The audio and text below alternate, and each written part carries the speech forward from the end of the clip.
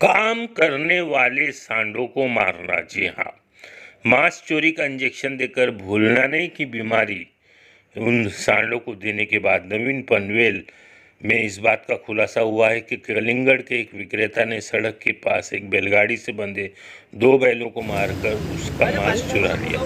आधी रात के करीब एक अज्ञात व्यक्ति ने सांडों को ताबीज़ का इंजेक्शन लगाकर ऐसा किया। कामोटे थाने में एक अज्ञात व्यक्ति के खिलाफ मामला दर्ज किया गया है और पुलिस आगे की जांच कर रही है। ऐसा तरबूज बेचने वाले यासीन के पास रखे बैलों के साथ हुआ है। उसका कारोबार सेक्टर 10 स्थित बैलगाड़ी से सड़क पर कलिंगड़ बेचने का है। इसके लिए उसने 2 बैलों को रखा है। रात में दोनों सांडों को खांदा कॉलोनी में सड़क किनारे झोपड़ी में बांध दिया गया। अन्य कलिंगड़ विक्रेताओं की बैलगाड़ियां और बैलगाड़ी भी उसी स्थान पर खड़ी रहती हैं। हालांकि शुक्रवार की सुबह वहां गया तो उसने दोनों को वहां नहीं पाया। अब प्रश्न ये उठता है कि आखिर इन दोनों बैलों को कौन ले गया, किस लिए ले गया, कहाँ ले गया। मांस के लिए ले गया ये तो सीधी सीधी बात दिखती है, क्योंकि आपको दिख रहा है बैल के अंग हम आपको दिखा रहे हैं। जी हाँ, ये बैल के कुछ अंग जो व्यर्थ अंग हैं उनको फेंक के मेन अंगों को जो है वो ले जाया गया है। और आपको ये भी बता दें कि बैल जो है वो गौ वंश से बिलोंग करते हैं। जी हाँ, तो ये एक काफ़ी संगीन विषय बनता है। महाड़ में भी बीफ चोरी के कई केसेस पकड़े गए हैं। आइए हम के Kumar ji conscious citizen forum के उनसे बात करते हैं।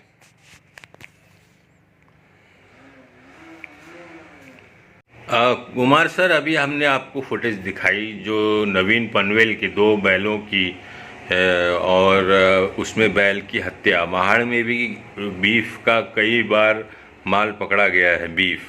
और ये 2 बैलों की जो हत्या हुई है ये उन्हें बेहोशी का इंजेक्शन देके फिर उस तरह से ये जो चिथड़े जो आप देखे हैं इन्हें हो सकता है हम जनता के लिए ब्लैक एंड वाइट कर दें, परंतु आपको हमने पूरा क्लियर मामला दिखाया जो हमारे एक सब्सक्राइबर ने भेजा है। और यासीन बॉम्बे नाम के ही शख्स ने भेजा है जिसके कलिंगड़ के ठेले में जो बैल लगे होते हैं वो गायब हुए और मारे गए। तो इस पे आपका क्या कहना है? देखिए सर, पहले तो मेरा ये बोलना है कि हमारे देश में गोवंश हत्या पे प्रतिबंध है। बैल भी गोवंश ही जाति का होता है, तो इस पे भी प्रतिबंध है। इसकी भी वध करना या इसको खाना इस पर प्रतिबंधित चीज है। लेकिन हमारे देश में क्या होता है कि अभी मटन या मांस मछली जो खाते हैं उनके लिए खाने की चीजें की कोई कमी नहीं है। आप बकरा खा सकते हैं, मुर्गा खा सकते हैं, लेकिन समाज में कोई एक ऐसा समाज है जो इसको खाने में बहुत ज्यादा रुचि दिखाता है।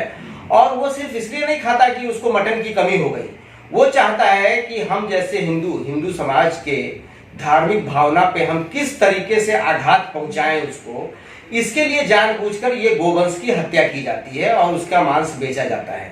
ऐसा नहीं है कि हमारे देश में मांस खाने का में कोई तकलीफ है या मांस की कोई कमी हो गई। मटन बकरा बहुत मिलता है, हम लोग तो एक्सपोर्टर भी हैं देश में। तो इस चीज को प्रतिबंधित किया जाना चाहिए और इसको पालन करना चाहिए। बस यही देखना है कि कुछ लोग जो है हमारी धार्मिक भावना से खेलने के लिए ऐसा करते हैं।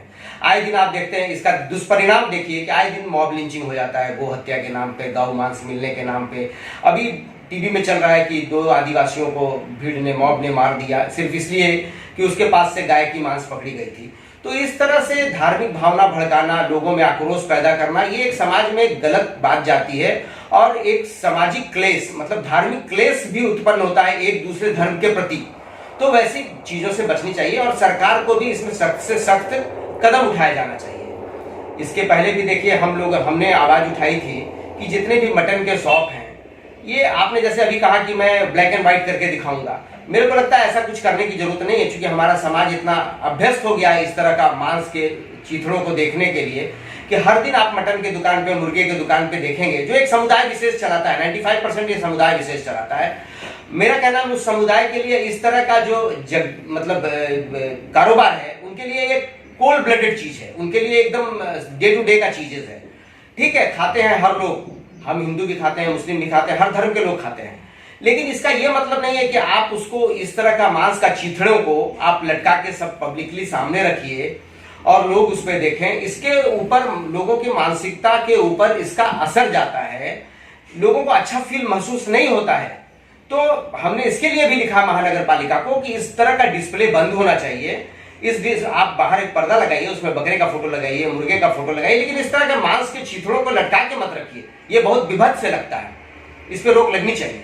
लेकिन खाते तो सभी हैं सर मेरा क्या बोलना है, खाते तो सभी हैं। देखिए अब शादी तो सभी लोग करते हैं, आपने भी शादी किया होगा, हमने भी शादी किया होगा, सुहाग रात भी सबको ही मनाते हैं। तो क्या रोड पे सुहाग रात मनाया जा सकता है क्या? जी आप बताइए, आप पत्रकार हैं, मनाया जा सकता है क्या? इसकी सामाजिक मान्यता है क्या? खाते हैं, इसका क्या मतलब है कि आप उसको किसी भी तरीके से पेश करेंगे? खाने उसका एक तरीका है प्रॉपर वे में। अगर पर्दा लगा के, बकरे का फोटो लगा के, चिकन का फोटो लगाएंगे तो मटन खाने वाले आपकी दुकान में नहीं आएंगे क्या?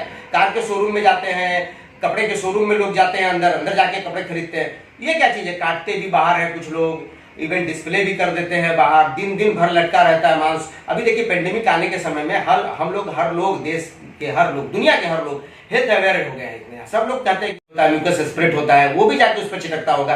ये स्वास्थ्य की दृष्टि से भी एक धार्मिक भावना को एक अलग रखी है, लेकिन स्वास्थ्य की भावना से भी ख्याल से भी ये गलत चीज है।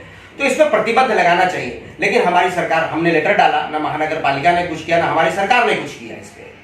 क्योंकि अब हम हिंदू लोग देखते देखते इस तरह से अभ्यस्त हो गए हैं कि हमने अपनी धार्मिक के जो मान्यताएं हैं उससे दूर हो गए, उसको भूल गए, जो हमारे धर्म के लिए और हमारे समाज के लिए एक खतरे की घंटी है।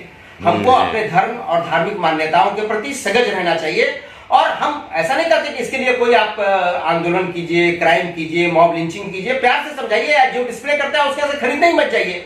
इस पे एक और हम लोगों ने आवाज उठाया है और पूरे देश में आवाज उठ रहा है, ये हलाल का, जो हम लोगों के धार्मिक भावनाओं से खिलवाड़ करके हलाल मटन भी खिलाया जा रहा है और हम लोग इस चीज को नहीं समझ रहे हैं। हम लोगों ने इस पर आवाज उठाई है कि हिंदुओं के लिए हलाल जायज नहीं है, तो कम से कम इनको उस जगह भी डिस्प्ले करना चाहिए जब हमको सेक्युलर कंट्री का लेवल मिला हुआ है कि हर धर्म की हमको सामान्यता से उसकी इज्जत देनी है।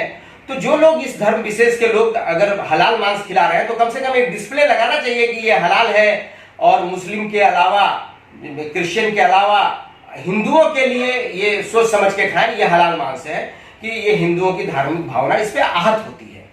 तो इस चीज का भी नहीं, चाहे KFC हो, चाहे मैकडोनल्ड्स हो, ये सब हलाल लेके आ रहे हैं। कई जगहों पे हलाल का बोर्ड देखा हुआ है सर, हलाल का बोर्ड लिखा हुआ है, लेकिन ये तो मुस्लिम लोगों के लिए, हिंदुओं के लिए झटका का बोर्ड लगा, कहीं देखा है क्या आपने?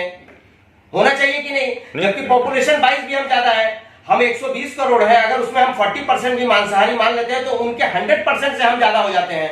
तो आज देखिए, अब दूसरे कंट्री में, अगर इस्लामिक कंट्री में अगर हम लोगों को कोई सामान एक्सपोर्ट करना हो तो हलाल सर्टिफिकेट लेना पड़ता है, चाहे वो बाबा रामदेव का कंपनी हो, चाहे बैद्यनाथ हो, चाहे कोई भी कंपनी हो, वो हलाल सर्टिफिकेट ऑब्टेन करती है।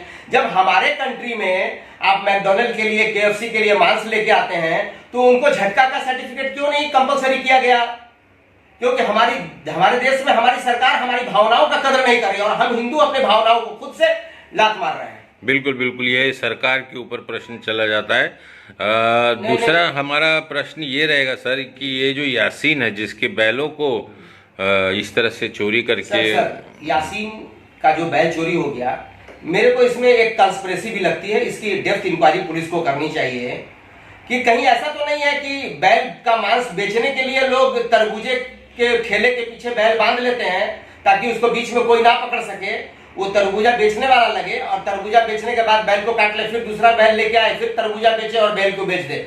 इस बात की भी संभावना ज्यादा है कि यासीन का मांस चोरी होना मेरे को इम्पॉसिबल लगता है, और जहां पर उसने बैल बांधा है वहीं से चोरी कर ले, इतने डेयरिंग कोई कर ले, इट इज इम्पॉसिबल।